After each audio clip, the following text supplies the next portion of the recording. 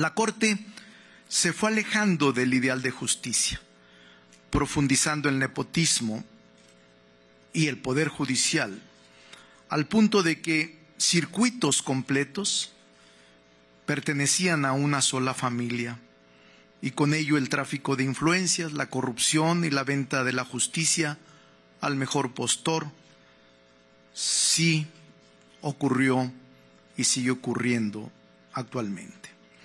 La reforma de Ernesto Zedillo de despedir con pensiones vitalicias atractivas a los 26 ministros en funciones y nombrar a un nuevo cuerpo de 11 ministros despertó la esperanza de que la impartición de justicia mejoraría y que la obligación de hacerlo de manera pronta y expedita dejaría de ser letra muerta. No fue así, y se profundizaron tanto el aislamiento social como el deterioro de la impartición de justicia. La Suprema Corte se fue convirtiendo en una élite poderosa e intacable, e inatacable, intocable también, llena de privilegios y alejada de la sociedad, distante de los sentimientos de los justiciables. El sindicato, los trabajadores no tendrán una sola reforma que les afecte. No hay en los 16 artículos y los 11 transitorios algo que les arrebate sus derechos y conquistas. Los trabajadores y sus derechos están a salvo. Y a los ministros, a los magistrados y a los jueces les decimos, van a poder participar en el proceso electivo, no están excluidos. Y vamos a poder, eso sí, señalar modalidades al proceso de elección, a filtros para que la calidad de quienes sean impartidores de justicia no se olvide, filtros, facultades que podemos lograr para que vayan los mejores a estos puestos que serán de elección popular. Siendo autocríticos, es necesario reconocer que el Poder Judicial requiere una reforma para hacer una labor jurisdiccional más eficaz y eficiente, ofrecer una justicia más cercana, más amigable. Hay jueces que trabajan con puertas cerradas, mostrando indolencia frente a los conflictos que tienen en sus manos. No se debe olvidar que no se trata solo de expedientes, sino de familias y vidas que son afectadas. La pérdida de un expediente, la falta de una resolución o un acuerdo a tiempo, el aplazamiento o diferimiento de audiencias no deben ser la constante cuando alguien espera justicia pronta y expedita. Los jueces y magistrados deben ser de puertas abiertas, dispuestas al diálogo, a la apertura, a la escucha. Su función debe ser más humana, más cercana, más empática. Hay quejas para el Poder Judicial y es responsabilidad de todos replantear la forma de trabajo con todo ahínco, profesionalismo, eficacia y eficiencia que la ciudadanía espera. No quedaría claro, por ejemplo, por qué un juez que se elige de manera popular va a ser mejor, más idóneo, cercano, confiable a la sociedad. ¿Por qué ahora sí lo va a lograr? Y sobre todo, ¿por qué sería capaz de resolver los problemas que experimentamos en la justicia y la ley de México que hasta ahora no hemos podido resolver? Uno de los principales retos va a ser siempre trascender el partidismo, las fórmulas de cuotas y amigos, aunque también de esa manera se ha permitido cierta representatividad de las fracciones en estos espacios tomadores de decisiones. Debo decir también que, como otras muchas iniciativas, al final dice que no hay un impacto presupuestal, la iniciativa original, y luego el dictamen dice es un impacto diferenciado. Yo no sé por qué eso se hace en los procesos legislativos. Por supuesto que tiene un impacto presupuestal enorme. Transformar una institución de esta naturaleza, cambiando el Consejo de la Judicatura en un tribunal disciplinario y luego también un órgano de administración y todo lo que implica impartir por fin una justicia pronta y expedita, claro que tiene un impacto presupuestal. Y no solo en términos, digamos, de recursos financieros, son recursos en muchos sentidos. Hay que hacer el pormenor de lo que eso va a impactar. Ya ahorita se mencionaba, por ejemplo, si se van a empatar las elecciones o no, etcétera. Habría que considerar también el perfil de elegibilidad que se deberá determinar para que ministras y ministros conozcan de las diferentes disciplinas jurídicas, respecto de las cuales tendrían que estar preparadas y preparados las mayorías relativas y las absolutas. En este último caso, si se pretende que se mantenga el efecto erga omnes o se quiere regresar al principio de Tero para particularizarlas solo al caso concreto. Lo mismo para garantizar la transversalidad de género, ya que el número par o non del pretendido número de ministras o ministro, número de 9, deberá tener esa perspectiva, sin soslayar que conforme a las disciplinas concernientes a la toma eficiente de decisiones bajo la luz de la teoría de juegos, se tiene que considerar el número óptimo, no solo por austeridad, sino también por eficacia, eficiencia, rendimiento y representación federalista. No desmantelen, señores legisladores, de la próxima integración al Poder Judicial de la Federación. La asignación de magistradas y magistrados y de juezas y jueces debe sostenerse en la carrera judicial, en concursos de oposición y en la acreditación de exámenes de alta complejidad acordes a su responsabilidad. Los actuales juzgadores son un gran capital humano. Su permanencia en el cargo después de su ratificación debe ser tanta como hasta la fecha de su jubilación y separado solo por faltas graves que amerite su destitución. No puede haber independencia judicial sin estabilidad en el cargo de las y de los jueces. Los jueces no deben hacer campañas. No imagino a un juez, a un candidato juez de lo penal, ofreciendo sentencias absolutorias o sentencias condenatorias. El pretendido Tribunal de Disciplina no debe revisar la actuación de las y los ministros de la Suprema Corte de Justicia. Este debe ser siempre el máximo tribunal. Y tampoco este Tribunal de Disciplina debe ir en contra de la cosa juzgada. La elección popular de las y los jueces y magistrados, según la iniciativa de reforma, provocaría, vía la propuesta de candidatos a juzgadores por el presidente y por los senadores y diputados, la intervención indirecta, pero determinante de los partidos políticos en su elección. Las y los juzgadores deben tener necesariamente condiciones esenciales que nos fueron exigidas en las urnas por la sociedad, como una sólida formación ética, sensibilidad a la protección de la población más vulnerable, una visión judicial más humanista y, en general, el juez o jueza deben ser más receptivos a la viva voz de las personas. Adicionalmente, pienso que deben ponerse candados estrictos para tan solo aspirar a una candidatura a juez o jueza de distrito, magistrado o magistrada de circuito. La carrera judicial se va a respetar.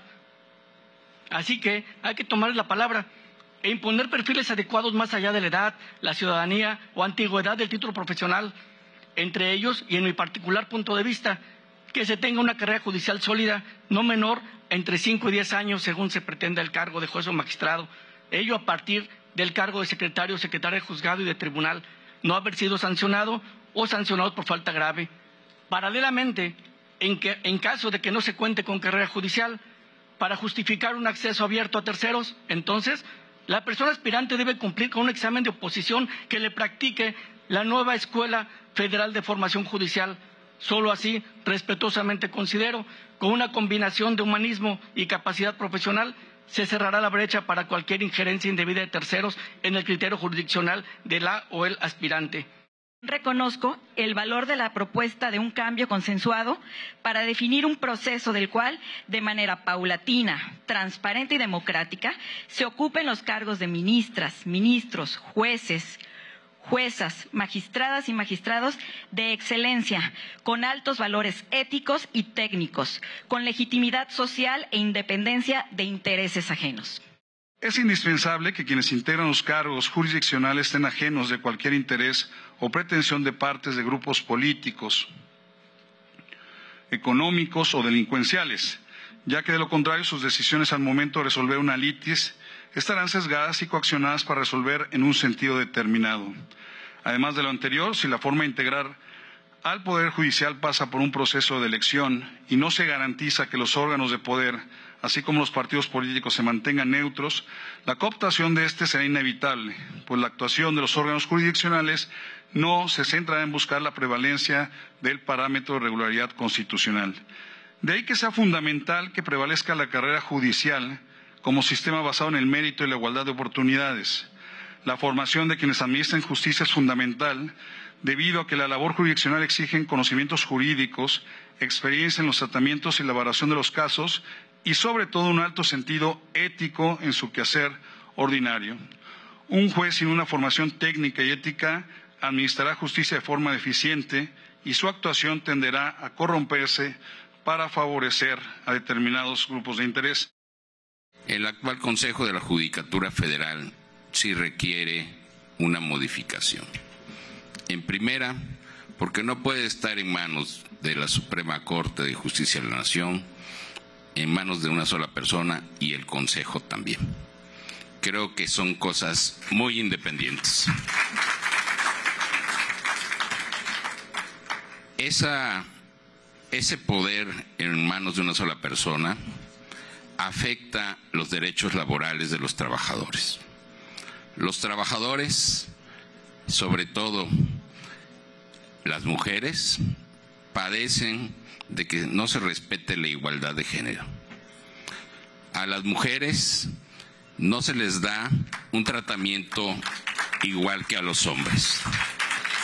En el Consejo de la Judicatura Federal existen infinidad de demandas y de quejas por acoso sexual, por acoso laboral, por pago de horas extras que no son cubiertas. Existen jornadas de trabajo de 12, 14, 16 y más horas diarias que no son cubiertas tampoco. No se respeta la integridad de los trabajadores. Es por ello que propongo que en el Consejo de la Judicatura, así como en el Tribunal de Disciplina Judicial, se integren representantes de los trabajadores que provengan del sindicato, para que exista un contrapeso dentro del nuevo órgano de administración judicial y en el Tribunal de Justicia de Disciplina Judicial. Es necesario que existan representantes de trabajadores en esos nuevos organismos que se proponen para el caso de que se apruebe la reforma. Algo muy importante también es que se acote las facultades del Consejo de la Judicatura, porque ellos legislan en materia laboral y esto creo que no es adecuado. Las facultades de un Consejo de la Judicatura son administración, vigilancia y disciplina. Sin embargo, ellos emiten acuerdos en donde regulan nuestras relaciones laborales, en donde ellos han previsto el cese de los trabajadores fast track. En 20 días cesan a un trabajador y eso inhibe que un trabajador pueda levantar la voz en contra de un titular. Eso inhibe que un trabajador pueda pedir justicia al interior de los órganos administrativos en el Consejo de la Judicatura. ¿De qué sirve? Les pregunto a los legisladores, a los políticos, a las políticas que estén aquí, ganar con 36 millones de votos o con 30 millones de votos si después no se puede hacer nada. Porque hay un tribunal que dice hasta aquí, ¿no? Hasta aquí llegaste, hasta aquí significa el derecho, estos son los límites, no puedes ir más allá. Entonces, esto tiene que ver con el cambio de este modelo y con un entendimiento adecuado de la democracia y de la defunción judicial. ¿Cuál es el fundamento de la iniciativa del presidente de la República? Pues un fundamento obvio. La soberanía reside en el pueblo. Artículo 39 de la Constitución. Todo poder público debe dimanar del pueblo, sobre todo los poderes públicos que son poderes cúspide del Estado mexicano. El poder legislativo, el ejecutivo, el judicial debe dimanar directamente del pueblo. Pues yo encuentro que hay un gran problema de nepotismo en el poder judicial federal, local, Esto que hablan tanto de la carrera judicial, pues discúlpenme, casi el 84% de los concursos son concursos cerrados, no son concursos abiertos a todos los abogados y abogadas que cumplan los requisitos. Es un poder judicial con muchos privilegios. Los salarios, las prestaciones, los privilegios del Poder Judicial, al menos federal, no se tienen ni en el Poder Legislativo, ni en el Ejecutivo, ni en los órganos autónomos. La elección popular no es el fin, es un medio para poner luz en donde nunca ha habido luz, para escrutinizar lo que nunca se ha escrutinizado. A mí me va a encantar ver en la tele, en las noticias, discutirlo con mi familia, con mis amigas, abogadas y no abogadas también que me están viendo. Me va a encantar discutir con ellas quién es el juez fulanito de tal, quién es la jueza fulanita de tal, quién es esta candidata, quién es este candidato, y que salgan todos los noticieros y que podamos conocer todos los perfiles de estas personas. Eso en sí mismo abona a la democracia, nos guste o no. Creo que el tema del Instituto de la Defensoría Pública es un error, igual porque están bastante saturados los defensores públicos. De hecho, la Defensoría hay que fortalecerla, me parece. Y claro que va a haber recurso para hacerlo. Si ya vamos a tener 9 ministros, si además les vamos a recortar el salario, ojalá les quitemos las camionetas, porque tienen camionetas cada ministro, por si no lo sabían. Les quitemos la seguridad, les quitemos todas estas cosas que son innecesarias. Nadie más en la administración pública tiene un seguro de gastos médicos mayores privado, sin límite, nadie más.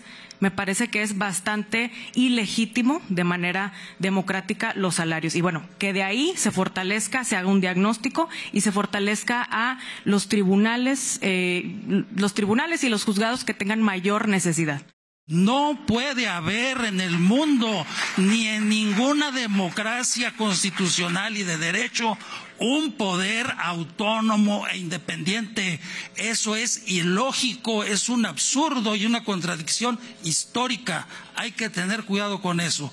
Estos supuestos y el hecho de que la Suprema Corte interpreta la Constitución y la ley por métodos que quién sabe cuáles sean, porque se comunican con los creadores originales de la Constitución, quienes les dicen, a través de la Ouija, quienes les dicen cuál es el sentido de lo que quisieron decir en sus artículos, eso, luego lo aplican a sus sentencias y luego después todo eso lo aplican en sentencias en beneficio de ellos mismos, los ha hecho un poder absoluto, un suprapoder incontrolable. Reconocemos que podemos mejorar el Poder Judicial. Reconocemos que podemos platicar algunos de los puntos de esta iniciativa. Sin embargo, tenemos que ser muy claros. La elección de ministros, jueces y magistrados por el voto popular no es una opción para el Partido Acción Nacional. Y no lo es porque parte de una mentira. Parte de la mentira que estas personas serán elegidas por el pueblo. Sin embargo, hay que ser muy claros con las y los mexicanos. Quienes elegirán a estas personas son los poderes.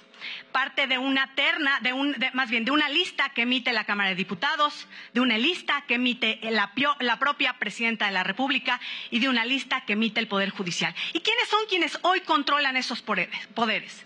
Pues por supuesto que es el Partido Morena. Así que los perfiles que estarían votándose en esa elección serían perfiles únicamente cercanos al partido en el poder. Por esta razón es por la que no podemos acompañar una elección de tajo que sea por voto popular. La reforma al Poder Judicial en México marca un momento crucial en la historia de nuestro país, una oportunidad para transformar nuestro sistema en uno verdaderamente accesible, equitativo y eficiente. Este proceso no solo es una iniciativa legislativa, sino un compromiso firme con la justicia social, las libertades y el bienestar de la gente. La democratización del acceso a la justicia, y no solo responde a una cuestión de eficiencia, sino también un imperativo moral. Todos los mexicanos merecen un sistema judicial que los represente y proteja sus derechos de manera equitativa. La reforma también contempla la reorganización de la Suprema Corte de Justicia de la Nación y la nueva integración de jueces, magistrados y ministros. Esta reestructuración es vital para asegurar que el Poder Judicial actúe con independencia y eficiencia, estableciendo un marco de responsabilidades claras y efectivas. la duración de los cargos, la evaluación permanente y continua y el régimen de responsabilidades son aspectos cruciales para garantizar la imparcialidad y el compromiso con el bienestar público. Por supuesto que decimos que sí a una reforma profunda del Poder Judicial. Por supuesto que decimos que sí a garantizar que los impartidores de justicia puedan hacer su labor en condiciones de paz, en condiciones de respeto, en condiciones que hoy son precisamente inhibidas por la presencia en todos los rincones de la delincuencia organizada, de la criminalidad. No he escuchado un solo posicionamiento al respecto. No he escuchado a ninguno de los que ha hecho uso de la voz de hablar de esto. Todo nuestro respeto a quienes imparten justicia de manera pronta, de manera expedita, pero también apegados a la legalidad. Vale la pena resaltar que nadie está hablando aquí de qué presupuesto más se le va a otorgar al Poder Judicial, cuando hoy solamente se le otorga el 0.5% del Producto Interno Bruto, cuando la OCDE establece por lo menos el 1%. Tampoco escuché hablar cómo se va a fortalecer la presencia de los impartidores de justicia, porque hoy nuestro país apenas alcanza el 4 juzgadores por cada 100,000 habitantes, cuando lo recomendable sería 10. Ojalá estos espacios, y lo digo para toda la comunidad universitaria, a los jóvenes que saludo con mucho aprecio, no se queden con un mal sabor de boca de que estos ejercicios es lo que siempre le ha gustado hacer a Morena y sus aliados. Ejercicios de simulación, de pose, porque realmente van a probar lo que se les dé la gana. Ojalá no sea así. No es un acto de simulación. En principio, la mayoría calificada que el pueblo de México le otorgó a nuestro movimiento de manera total, en el caso de la Cámara de Diputados, y poco para lograrla en Cámara de Senadores, no significa rajatabla, no significa cerrazón, lo podríamos hacer. Es más, si nos animara el viejo pensamiento que animó a las mayorías en el pasado a partir de un término que se convirtió en el desvanecimiento de las ideologías, el acuerdo, el consenso. A través del consenso hicieron más de 11 reformas estructurales a nuestro país, hicieron la reforma educativa, concedieron a intereses extranjeros los recursos estratégicos de nuestro país en materia energética. En un solo día, la reforma educativa, una noche, en una hora, fue reformada la Constitución. Y los congresos locales se disputaban a ver quién lo lograba hacer en menos de 12 minutos. Nosotros decidimos abrirnos independientemente de contar con la mayoría calificada. Es un acto de voluntad política de quien va a ser la primera mujer presidenta de este país después de 200 años, Claudia Sheinbaum. Ella fue la que impulsó a este cuestionamiento a nuestro movimiento y nos dijo claramente, el mandato popular lo tenemos, no vamos a renunciar a él, porque no podemos traicionar la voluntad de los mexicanos. Pero es necesario escuchar la otra parte de esta tríada virtuosa para tener un poder judicial honesto al servicio de la gente que garantice el goce de nuestros derechos y libertades, pero también el derecho constitucional a tener una justicia pronta, expedita y gratuita.